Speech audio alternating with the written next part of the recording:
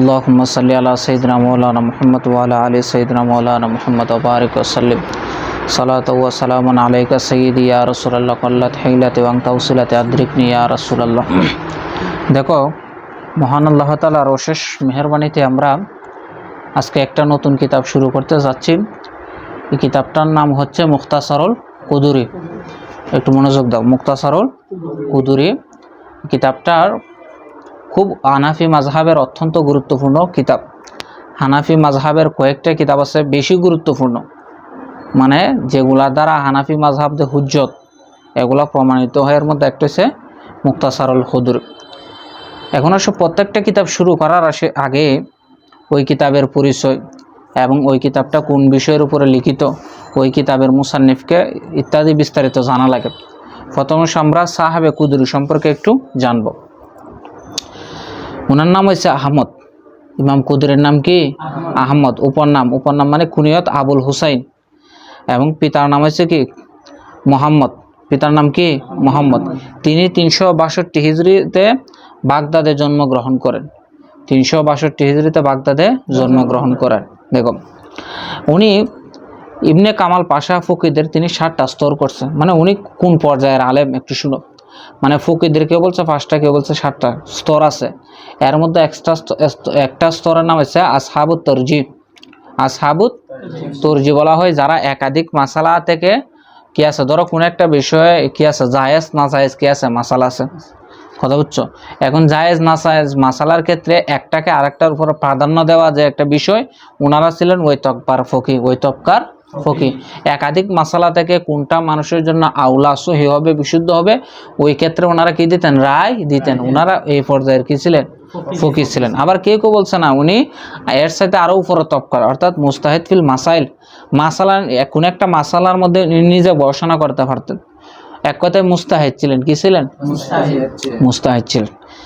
এটা হলো ওনার সংক্ষিপ্ত পরিচয়। আরো আছে বিস্তারিত ইনশাল্লাহ তোমরা জানবা। এখন সে কিতাবের পরিচয়। কুদুরি। কুদুরি শব্দটা কিদরুনের জমা। কিদরুন শব্দের জমা কি? কুদুরি। এটা নিয়ে 2টা মত আছে। কেউ কেউ বলছে কিদরুন মানে ডেক। কি কিদরুন অর্থ মানে ডেক। যেহেতু ওই মুসান্নিফ রহমতুল্লাহ আলাইহি তিনি কি করতেন? হাড়ি পাতিলের ব্যবসা করতেন। কি করতেন? হাড়ি পাতিলের ব্যবসা করতেন বিদায় ওই হাড়ি পাতিলের দিকে নিসবত করে ওনারা কি বলা হয়? কুদুরি বলা হয়। ঠিক আছে, এটা হচ্ছে বিশুদ্ধ মত। আবার কেউ কেউ বলছে না, উনি যে এলাকায় থাকতেন বা বসবাস করতেন ওই এলাকার নাম কি ছিল? কুদুর। কি ছিল? কুদুর নামক এলাকা।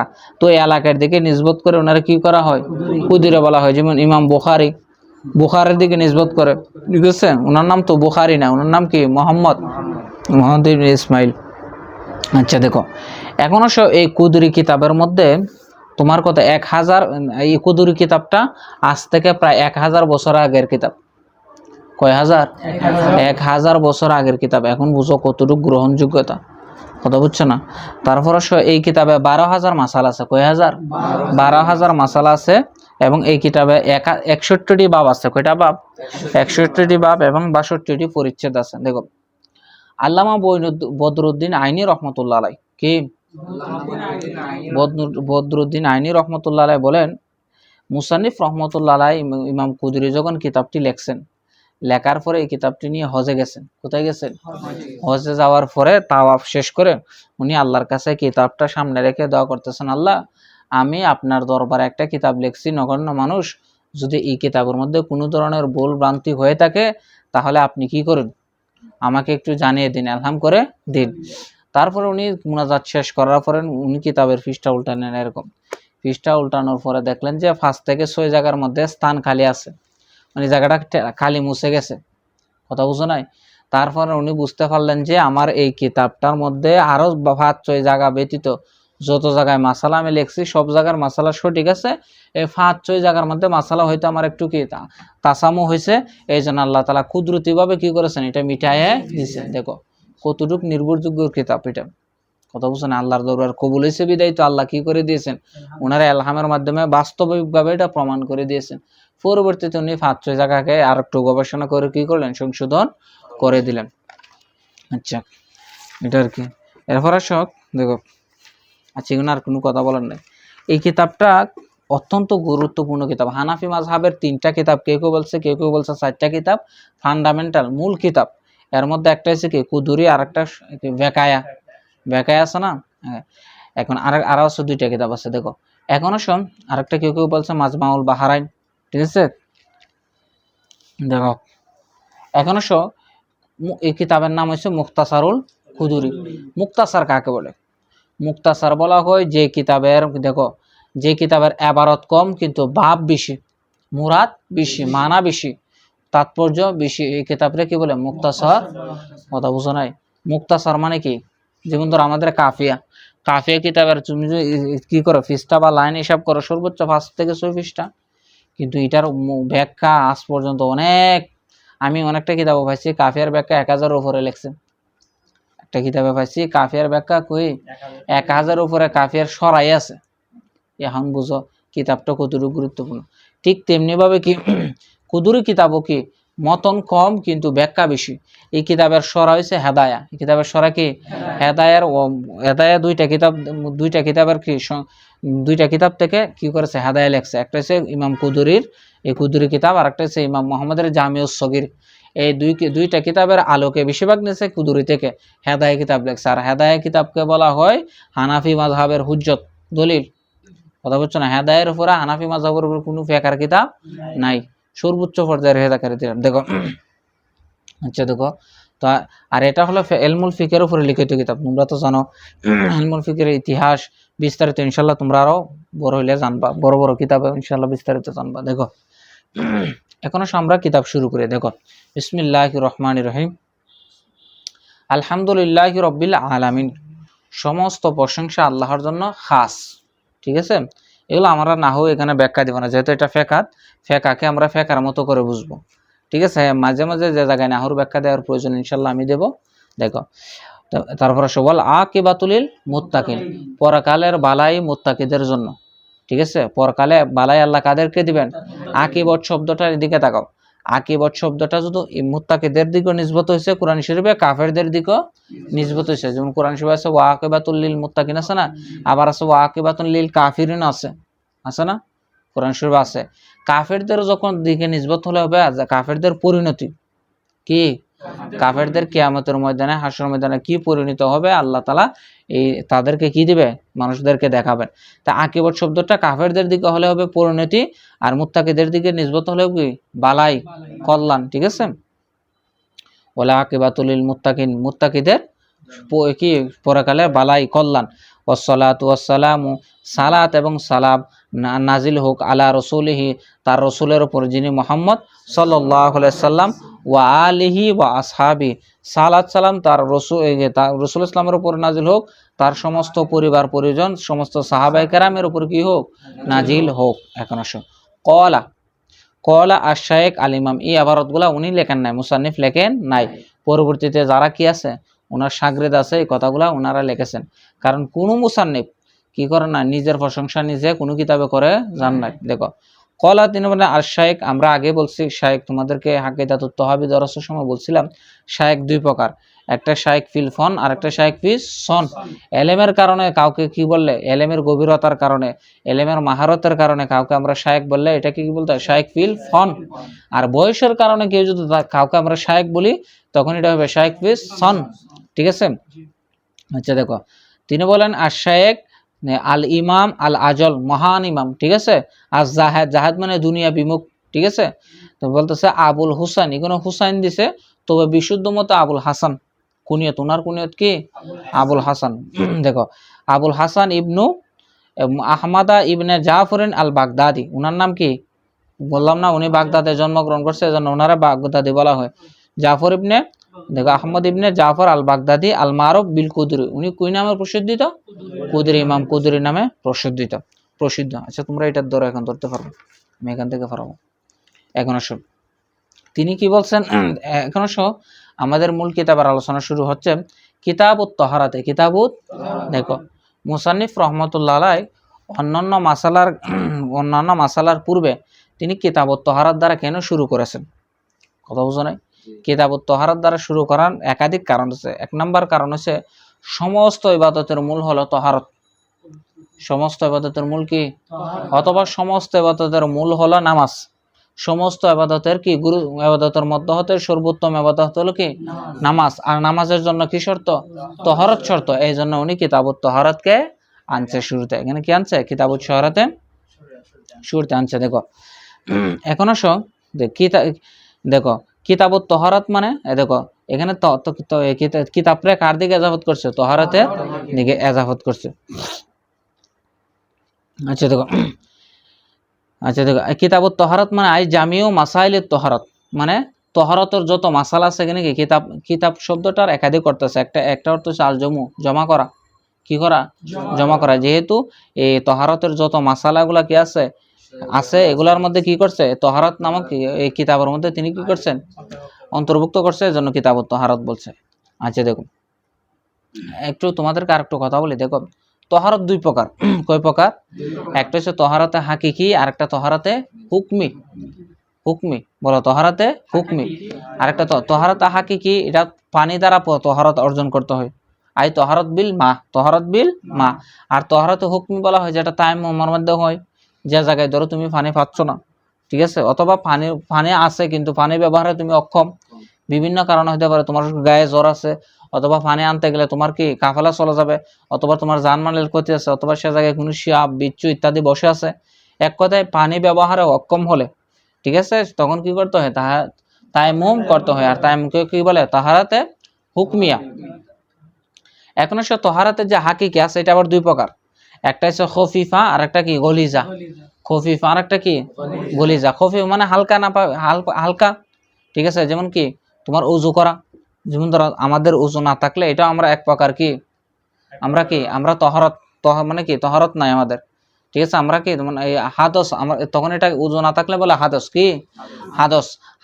হাদস থেকে পবিত্রতা অর্জনের মাধ্যমকে কি বলে? খফিফা, তহরত বিল খফিফা। এবার আসো গলিজা মানে কি? এ দেখো গলিজা বলা হয় ফরজ গোসল তথা হায়েজ নেফাস, ঠিক আছে, তোমার কি আছে জানাবত থেকে যে গোসল করা হয় সেটাকে কি বলে? কি করা হয়? আর তহরত বিল গলিজা। কথা বুঝো না? একটা হচ্ছে খফিফা আর একটা কি গলিজা, ঠিক আছে। আচ্ছা দেখো এটাকে এরকম আর কি নাজাসাতে খফিফা, নাজাসাতে গলিজা বলে। দেখো আচ্ছা এটা গেল।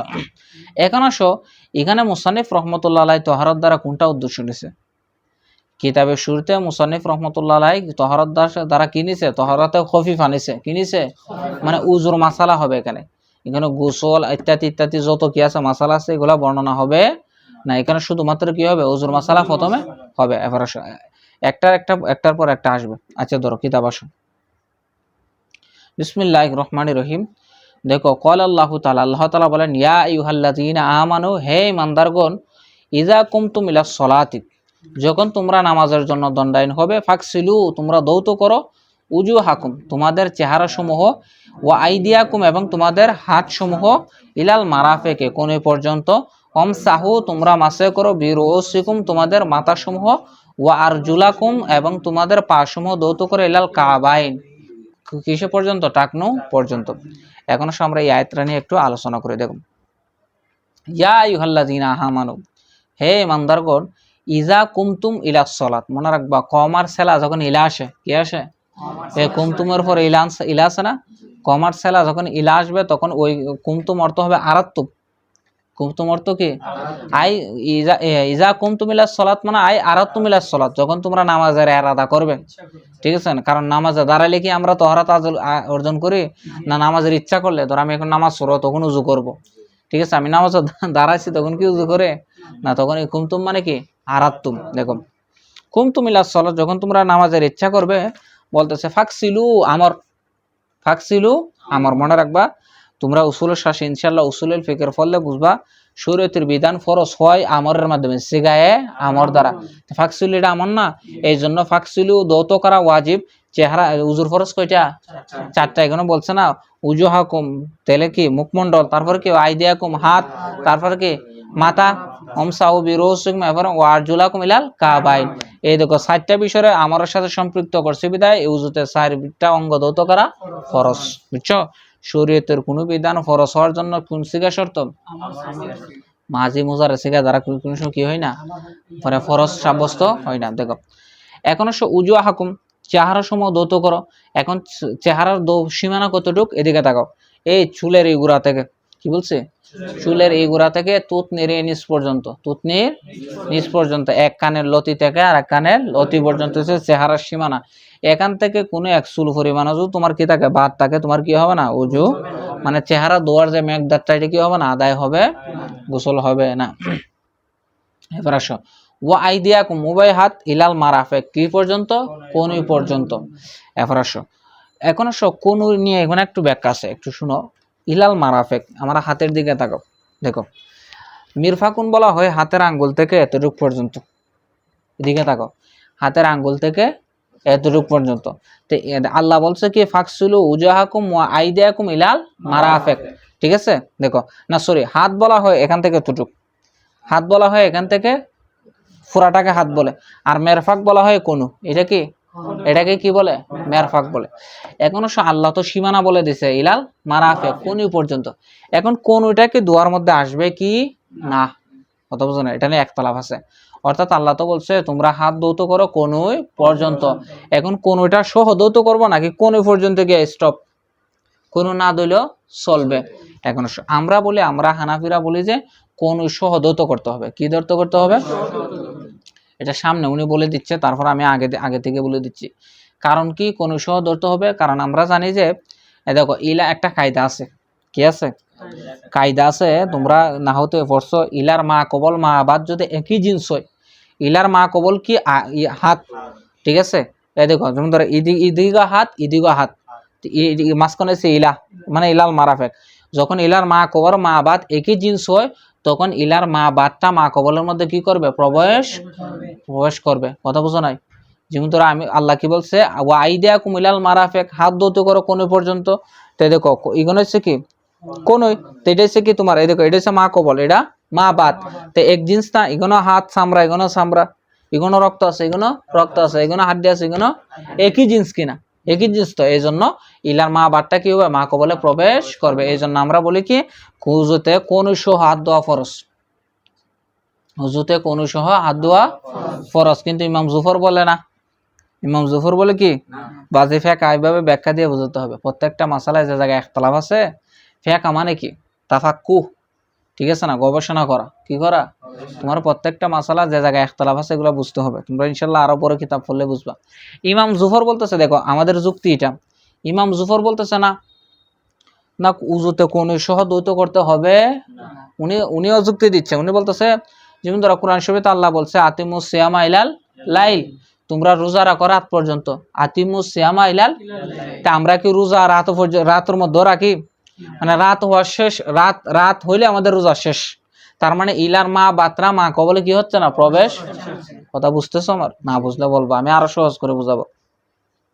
ইমাম জুফর বলতেছে উজুতে কোনো দোয়া ফরজ নয়, উনি দলিল দিচ্ছে কি আরেকটা আয়াত দলিল দিচ্ছে আতিমুস সিয়ামা ইলাল, মানে তোমরা রোজা রাখো, আল্লাহ বলতেছে রাত পর্যন্ত, তার মানে রাত হইলে রোজা শেষ, রাত হইলে কি, তার মানে দেখো রোজার মধ্যে রাত প্রবেশ করতেছে। ঠিক তেমনি ভাবে আল্লাহ তো বলছে আইদিয়াকুম ইলাল মারাফিক, ঠিক আছে না, তার মানে উজুতে হাত দাও কোন পর্যন্ত, কোন কি আসবে না, দোয়ার মধ্যে আসবে। তো উনার জবাব আমরা কি বলবো, আচ্ছা আমরা বলবো আপনি যে দলিল দিচ্ছেন এটা ঠিক আছে, তবে মা কবল আর মা বাদ এক জিনিস না, কি না, একটা হচ্ছে দিন আর একটা কি রাত। আরেকটা কথা, আপনি যে মানে দিচ্ছেন, উদাহরণ দিচ্ছে, এটা হচ্ছে গায়াতুজ জামান, কি গায়া মুগায়া বুঝো, সীমানা। এই ফুরাতা হাত হয়েছে কি সীমানা, এটারে বলে গায়া। আমি আরবি গুলা বলতেছি না, তোমরা কম বুঝবা বেশি। এটা ফুরাটারে কি বলে, গায়া, সীমানা। আর কি ধরে টেবিলটায় ফুরাটা হচ্ছে সীমানা না, মাঝখানে আমি ভাগ দিলাম, এই ফুরাটা হচ্ছে সীমানা। তো ফুরাটারে বলে কি গায়া, আর মুগায়া মানে যা জায়গার সীমানা, মুগায়া এসে এটা না। তা আপনি যে গায়া মুগায়ার উদাহরণ দিলেন, এটা গায়াতুজ জামান, এটা কি গায়াতুজ জামান। আর আমরা যেটা দিচ্ছি এটা গায়াতুজ জামান নয়। ধরো দেখো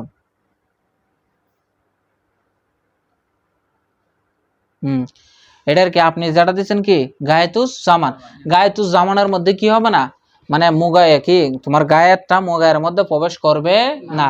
মানে আপনি যেটা বলতেছেন সহজ কথা এটা বুঝতে যায় এরকম যে মা কবল মা বাদ যদি একই জিনিস হয়, তাহলে মা বাদটা মা কবলের মধ্যে কি হবে, প্রবেশ।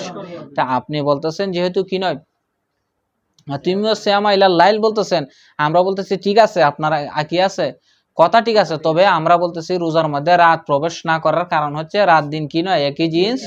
এতটুকু বুঝছো? আচ্ছা, এরপর আসো। তো এখন আসো ফাকসিলু উজুহাকুম ওয়া আইদিয়াকুম ইলাল মারাফিক। এরপর আসো সাহু, তোমরা মাসে করো, কি করো?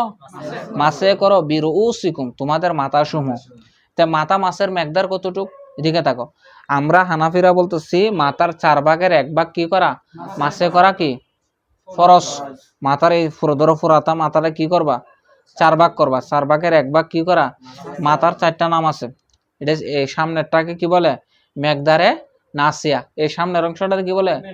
মেকদারে নাসিয়া, ঠিক আছে। এবার আসো, পিছের অংশটা কি বলে? কেজাল বলে। কি বলে? কেজাল বলে। আর এদিকে দুই দিকের অংশটাকে কি বলে? ফাউদান বলে। কি বলে? ফাউদান বলে। দেখো, আচ্ছা দেখো, তাহলে আমরা কি বলছি? এই মেকদারে নাসে আমাদের মতো হচ্ছে 1/4 না, তো মেকদারে নাসিয়া করলে কি হয়ে যাবে? ফরজ আদায় এরকম করলে হয়ে যাবে। আমরা হানাফিরা বলতেছে কি মাথার 1/4 মানে কি শুরুতে এরকম করলে হয়ে যাবে, কিন্তু ইমাম মালিক বলতেছে না, পুরা মাথা মাসে করা ফরজ, ঠিক আছে না, পুরা মাথা মাসে করা ফরজ। কারণ আল্লাহ বলতেছে সাহু বিরুসিকুম, জমা ব্যবহার করছে। কি ব্যবহার করছে? তো জমা মানে কি পুরাটা। এই জন্য ইমাম মালিক রহমতুল্লাহ আলাইহির মতে পুরা মাথা মেসা করা কি ফরজ। তা আমরা বলি না, পুরা মাথা মাসে করা ফরজ নয়, মাথার 1/4 মাসে করা কি ফরজ। আমাদের দলিল কি? আমরা বলবো আল্লাহ রসুলের হাদিস দ্বারা, হাদিসের নস আছে। কি আছে? নস আছে। ইমাম মালিক আরেকটা আপত্তি করে, দেখেন আপনারা কি করতেছেন। আল্লাহ বলছে কোরআন শরীফে কি মুজমাল, সরি মুতলাক বলছে মাথা মাসে করো। আল্লাহ কি বলছে? মুতলাক মাসে করো। তো আপনারা যে মাথা মাসের ক্ষেত্রে আবার বলতেছে 1/4 একদারে নাসে মুতলাক বুঝো, সাধারণ, কোন রকম শর্ত নাই। কথা বুঝো না, যে কথাটারে যেভাবে রাখছে সেভাবে ব্যবহার করাকে মুতলাক বলে। আর ওই কথার সাথে কোনো শর্ত লাগাই দিলে এটারে বলে মুকাইয়ত। কি বলে? মুকাইয়ত বলে। ইমাম মালিক বলতেছে মাথা মাসে করার যে কথাটা বলছেন, আল্লাহ তো বলছে শুধু মাথা মাসে করো, মুতলক বলছে না। কতটুক করো, কিভাবে করো, আল্লাহ কিছু বলছে? ঠিক কতটুক করো করলে তো আপনি মুকাইয়ত করে ফেলছেন। কথা বুঝো না, ইমাম মালিক আমাদের প্রতি কি দিচ্ছে? আপত্তি করতেছে। আমরা বলতেছি না, আপনি যে কথাটা বললেন আপনার আপত্তিটা ঠিক নয়। হ্যাঁ, আল্লাহ এ আয়াতে মুজমাল বলছে, মুতলাক বলে, কারণ মুতলককে মুকাইয়ত করা জায়েজ নাই আমাদের মতে। কি করা? মানে হানাফি মাযহাব, সমস্ত মাযহাব কি মুতলককে মুকাইয়ত করা কিনা জায়েজ, তবে মুজমালকে হাদিস দ্বারা মুফাসসাল করা জায়েজ। আমরা বলি আয়াত রয়েছে মুজমাল, আয়াতরা কি আল্লাহ বলছে আপনি কি করুন? মাথা মাসে করুন। এটা মুজমাল। মুজমাল মানে কি? সংক্ষিপ্ত কথা। কিভাবে করব কতটুকু করব আল্লাহ এটা বলে দে, এটা হচ্ছে মুজমাল। তো এটার মুফাসসাল আল্লাহ রসুল আমাদেরকে দেখাইছে। হাদিস শরীফ আছে আল্লাহ রসুল কি করলেন? উযু করলেন, তারপরে মেকদারে নাসিয়া, মাথার অগ্রভাগ কি করলেন? মাসে। তো আমরা কোরআন শরীফে পাইলাম মাথা মাসে করো, আর আল্লাহ রসুল আমাদেরকে প্র্যাকটিক্যাল দেখাই দিলেন মেকদারে নাসিয়া করো। এই জন্য আমরা বললাম যে কোরআন শরীফে যে মুজমালটা আছে এটার মুফাসসাল হলো মেকদারে নাসিয়া। কথাটা বোঝা গেছে? এই জন্য উজুতে মাথা মাসে কয় ভাগ? 1/4 মাসে করা ফরজ আমাদের মতে, ঠিক আছে। আচ্ছা দেখো, এরপর আসো ওয়া আর জুলাকুম ইলাল কাবাইন, তোমরা উভয় পা টাকনু সহ দ্বৈত করো। কি করো? ওই টাকনু মানে আমাদের যে মোটা হাড় আছে না, দেখো না, চিনো তো তোমরা, টাকনু সহ দ্বৈত করো। এখনো সেখানে আরেকটু কথা আছে। ওয়া আর জুলাকুম পড়লে লামার মধ্যে কি দিছি? জবর দিছি। তখন ওয়া আর জুলামটা আত্ম হবে গোসলের সাথে। কার সাথে? এ দেখো ফাকসিলু উজুহাকুম, উজুহাকুম নসব দিছি, ওয়া আইদিয়াকুম নসব দিছি না। তে ওয়া আরজুলাকুম কার দিকে কার দিকে আত্ম হবে? গোসলের দিকে হবে নিসবত, আর উজুহাকুমের উপর আত্ম হবে, ঠিক আছে। এই জন্য আমরা বলি উজুতে পা ধৌত করা ফরজ, মাসে করা নয়, ঠিক আছে। উজুতে কি করা? ধৌত করা ফরজ। কিন্তু শিয়ারা বলে কি জানো? ওরা বলে ওয়া আরজুলিকুম, মানে লামের নিচে জের দিয়ে পড়ে। কি দিয়ে পড়ে? ওদের কারণ কি? ওরা বলতেছে ওয়া আর জুলিটা আত্ম হবে রুসিমের সাথে, অর্থাৎ সাহু তোমরা মাসে করো বি রুসিকুম ওয়া আর জুলিকুম, তোমাদের মাথা এবং পা মাসে করো। কে বলতেছে? শিয়ারা। রাফিজিরা বলে যে, তোমাদেরকে আগেও বলছিলাম আমি, শিয়াদের অনেকগুলো আকীদা আছে, এর মধ্যে একটা। ওরা বলতেছে উজুতে পা মাসে করা ফরজ, দোয়া ফরজ। তো ওরা দলিল দিচ্ছে কি? দেখো দেখো তোমাদেরকে আগেও বলছিলাম, দেখো একটা হচ্ছে করিব আর একটা কি বৈদ। ওরা বলতেছে দেখো বি রুসিকুম রে জের দিছে কে বা না, বা হরফে জারা দিছে না। তা আমি যদি আরজুলিরে আত্ম করি কার সাথে, রুসের সাথে, তো এটা কাছাকাছি আছে না। এই জন্য এটারে বলে আরবিতে একটা কায়দা বলে জররে যাওয়ার, প্রতিবেশী জর দে, কি দে মানে আমি কি কোন আরব নিব আমার প্রতিবেশী থেকে দেখে, প্রতিবেশী তো জের নেই, আমিও কি নিব জের নিব, এটা কাছাকাছি করিব। এই জন্য ওরা একটা কায়দা বলে জররে যাওয়ার। তোমরা ইনশাল্লাহ এটা বুঝাবো। জররে যাওয়ার মানে কি, মানে আগের ইসিমটা যে কারণে জের হইছে আমিও সেই কারণে। তো ওরা বলতেছে জররে যাওয়ারের কারণে আমরা আত্মা করব কার উপরে, না না রুসের উপরে। তো রুস যদি আত্মা করি তখন এটা পড়তে হবে কি আর জুলিকুম। তা আর জুলিকুম পড়লে এটা কি মাসে বোঝায় নাকি গোসল বোঝায়? এই জন্য শিয়ারা বলে কি মাসে করা ফরজ। আমরা বলি আপনাদের কায়দা ঠিক আছে, কিন্তু আপনাদের উদ্দেশ্য ঠিক না, কি না। আমরা বলি উজুতে কি করা, দৌত করা ফরজ, মাসে করা ফরজ নয়। কারণ কি আল্লাহ রসুলের আর একটা নস আছে, কি আছে, আল্লাহ রসুল উজু করছেন, উজুতে পা দৌত করছেন, মাসে করেন। এছাড়া একাধিক কি আছে, হাদিস আছে, আল্লাহ রসুল উজুতে কি করেছেন, পা দৌত করেছেন। হ্যাঁ, মাসে করেছেন কখন, যখন মুসাফির অবস্থায় মুজা ফিনছে, মুজার উপরে মাসে করেছেন। এটা হচ্ছে ওর বাত, আরেকটা মাসালা, ঠিক আছে। এতটুকু বুঝছো তো? এবার আসো, এতটুকু গেছেন। এবার আসো দেখো ফাফরজুত তহারাতে, এই উনি বলে দিচ্ছে, আমি এতক্ষণ যা কথা বলছি উনি এতটুকু এখন বলে দিবে। ফাফরজুত তহারাতে, তহারাত মানে কি বলছিলাম, এগুলো উদ্দেশ্য কি, উজু। দেখো ফাফরজুত তহারাতে, উজুর ফরজ হলো গোসলুল আদায়ে সালাসা, তিনটা অঙ্গ দৌত করা। উজুতে 3 অঙ্গ দৌত করা ফরজ, আর 1 অঙ্গ মাসে করা ফরজ। দেখো ফাফরজুত তহারাতে গোসলুল আদায়ে সালাসাতে, ঠিক আছে। এবার ওয়ামাস উর রাসে, আর এক মাথা কি করা, মাসে করা। ওয়াল মিরফাকান ওয়াল কাবান, মিরফাকান মানে কি উভয় কোন সময়, ওয়াল কাবান মানে কি উভয় টাকনো। ইয়াদখুলানে ফি ফরজিল গোসলে, মিরফাকান এবং কাবান এগুলা কোথায় প্রবেশ করবে, গোসলের মধ্যে। তোমাদেরকে আগে বলছি না, আল্লাহ রাসূল কি বলছে, ফাকসিলু উজুহাকুম ওয়া আইদাকুম ইলাল মারাফিক। তো কোন কি গোসলের মধ্যে প্রবেশ করবে কি না, আমরা বলছি আমাদের মতে প্রবেশ করবে, ঠিক আছে। এজন্য আমরা বলতেছি মিরফাকান কাবান ইয়াদখুলানে, এই দুইটা প্রবেশ করবে কোথায়, ফি ফরজে গুসলে, গোসলের ফরজের মধ্যে। তবে ইংদা বলতেছে ইংদা উলামাইনা সালাসা, আমাদের উলামায়ে সালাসা মানে কি, ইমাম আবু হানিফা, ইমাম আবু ইউসুফ, ইমাম মুহাম্মদ, এই তিনজনকে একসাথে কি বলে, উলামায়েনা সালাসা অথবা আইম্মাতুনা সালাসা। মনে রাখবা, কিছু পরিভাষা আসবে সামনে, আমি এগুলো একটু বলে দিব। শাইখান মানে কি, ইমাম আবু হানিফা এবং ইমাম আবু ইউসুফ। তরফাইন মানে কি, ইমাম আবু হানিফা, ইমাম মুহাম্মদ। আর সাহাবান মানে কি, ইমাম আবু ইউসুফ এবং ইমাম মুহাম্মদ, ঠিক আছে। আর তিনজনকে একসাথে কি বলে, আইম্মাতুনা সালাসা বা উলামায়ুনা সালাসা। আমাদের এই 3 ইমামের মতে দেখো কোন সহদত করতে হবে এবং টাকনু সহ। তবে কথা বলতেছে খেলাফান লি জুফারা, ইমাম জুফর কি করেছেন, খেলাফ। ইমাম জুফর বলতেছেন কি, উজুতে দেখো উজুতে টাকনু প্রবেশ করবে না, সরি উজুতে কোনে প্রবেশ করবে না, এবং পা ধোয়ার সময় টাকনু প্রবেশ করবে। কারণ আল্লাহ কি বলছে, ইলা দ্বারা বলছে, ইলার মা বাতটা মা কবলের মধ্যে প্রবেশ করে। উনি যুক্তি দিছে কি, কোরআন শরীফের একটা আয়াত, হাতুমিউ সিয়ামা ইলাল লাইল, রাত যেমনি ভাবে রোজার অন্তর্ভুক্ত নয়, কোনিও হাতের দোয়ার মধ্যে অন্তর্ভুক্ত, বুঝছো। এবার আসো ওয়াল মাফরুজু ফিল মাসর রাসে মিকদারুন নাসে, এখন মিকদার বলতেছে মফরুজ ফরজ করা হয়েছে ফি মাসর রাসে, মাথা মাসের ক্ষেত্রে, মিকদারুন নাসিয়া কি, মিকদারে নাসিয়া মানে কি, এই মাথার অগ্রভাগ, মাথার, বুঝতেছেন রে। দেখো ওয়াহুয়া রুবু রাস, আর সেটা কি, মিকদারের নাসিয়া মানে কি 4 ভাগের, রুবু মানে কি 4 ভাগের 1 ভাগ, মাথার 4 ভাগের 1 ভাগ। এবার আসো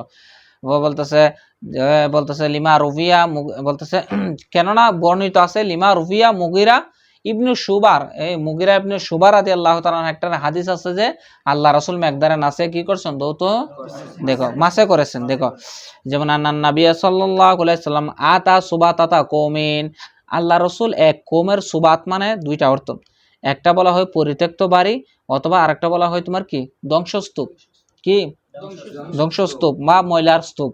আল্লাহ রসুল একটা কওমের ময়লার স্তূপের মধ্যে আসলেন, ফা বালা, অতবার আল্লাহ রসুল ইস্তেনজা করলেন, কি করলেন, এরপরে ওয়া তাওয়াদ্দা, এবং তিনি কি করলেন? ওযু। ওয়া মাসাহা আলা নাসিয়াতে, এবং তিনি মেকদারে নাসে কি করলেন? মাসে করলেন। ওয়া খুফাইহি, এবং মুজার উপর মাসে করলেন। তার মানে আল্লাহ রসুলের এই হাদিস দ্বারা আমরা বুঝতে পারলাম উযুতে আল্লাহ রসুল কি করছেন? মেকদারে নাসিয়া। মেকদারে নাসিয়া মানে কি বলছি? 4/1 কি করছে? মাসে। এই জন্য আমরা হানাফিরা বলি যে আল্লাহ রসুলের এই হাদিস দ্বারা, এই নস দ্বারা আমরা বলি কুরআনুল্লাহর যে মুজমালটা আছে এটা হচ্ছে মুফাসসাল হয়ে গেছে। এই জন্য আমরা উযুতে মেকদারে নাসিয়া 4/1 কি করি? মাসে। ঠিক আছে। আচ্ছা দেখো, এখান থেকে আর অনেকগুলা শাখা মাসালা বের হয়। ঠিক আছে, এখানে হাসিয়াতে বলছে, যেমন ধরো কি পরিত্যক্ত বাড়িতে, দেখো তুমি কোনো এক জায়গায় গেছো, এখন তুমি কোন জায়গায় প্রস্রাব করবা, কারণ একজোড়া বাড়িতে তুমি অনুমতি ছাড়া ঢুকতে পারবা না। যদি এরকম পরিত্যক্ত কোনো বাড়ি দেখো, এই জায়গায় পরিত্যক্ত জায়গার মধ্যে কি করা যাবে? প্রস্রাব করা। হ্যাঁ, আওয়াজ করো না রে। পরিত্যক্ত বাড়িতে কি করা যাবে? প্রস্রাব করা যাবে।